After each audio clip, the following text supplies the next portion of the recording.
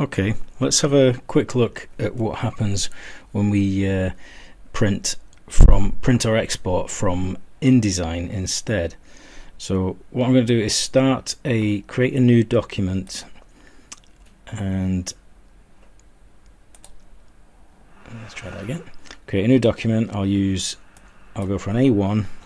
Okay, so the 840 millimeters wide by 595 high. Okay, now remember, InDesign is resolution naked. It doesn't have a resolution. Okay, you're basically saying this is the piece of paper I want to print at. Okay, and you pull in your material at whatever resolution it is you've created it at. So it's a wee bit different from Photoshop, where things have to be kind of carefully matched up with resolutions. Here it's a bit different. Okay, so we'll create that. So we've got a blank piece of paper with no margins here.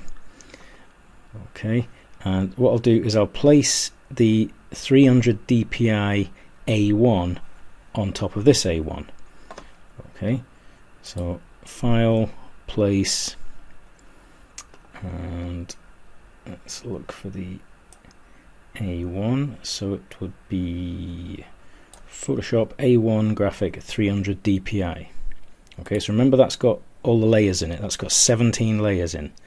Okay, but we can't edit the layers in InDesign, but we can still edit it in Photoshop if we want to. Okay, so we'll open that. Okay, and if I click it, it should come in at A1 size, because that's the size it is in Photoshop, you know, and this should snap straight onto there. Okay, let's have a look. Let's just put this to one side and have a look at layers. Okay, so notice there's no layers. Okay, we've just got the Photoshop, but we can't do anything with it. We can't expand that any further. Okay, but it is 300 dpi. Remember, you right click, display performance, high quality display. So you should see it get a bit sharper. Okay, now what we'll do here, we could print it or we could export it. So let's try the export first. Okay, so the same thing goes for the kind of presets that we found that you find in Photoshop when you try to print. So export this, and I'll save it to my desktop, and let's just call this export. We'll call it ID export. So what I'm going to do is just compare the difference in size between an exported one and a printed one. So export PDF. Okay, I'll leave it at the high quality print setting. Okay, because that's really is what we want. We don't want to compress it if possible. Okay, and export.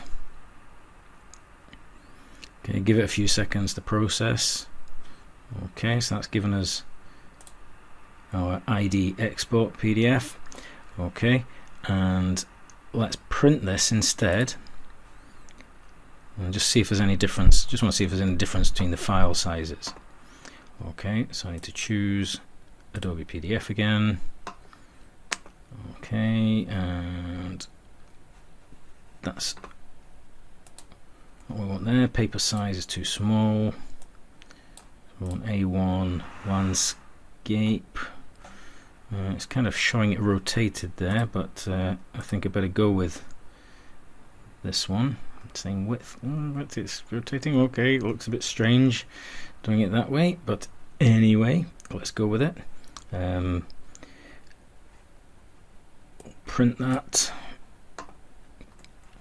Okay, and let's call this ID print instead. Letter O, P-R-I-N-T. Okay, so let's see what happens with this instead of the export. So it's having a bit of a longer think about it. Okay, there it goes. At least it's the right way around.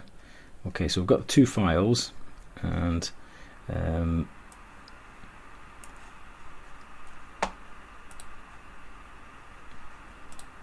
okay, one seems to be a tiny little change in color. I don't know if you noticed that. The print doesn't appear to be the same color as the export, probably due to some kind of compression, but let's zoom in on this bit here again and see with the difference between the two. So getting much closer. I think it was at 400 level before. Okay, this will not. So this is the export, remember. It doesn't look to be too much compression there. Let's do the same on the print, 400%.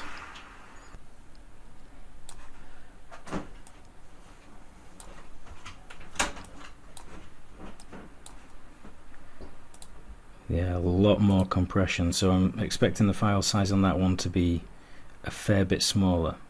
Okay, so the print one is much lower quality than the original one, so than the export one. So let's just see file size wise. So the export 8.36 megabytes, the print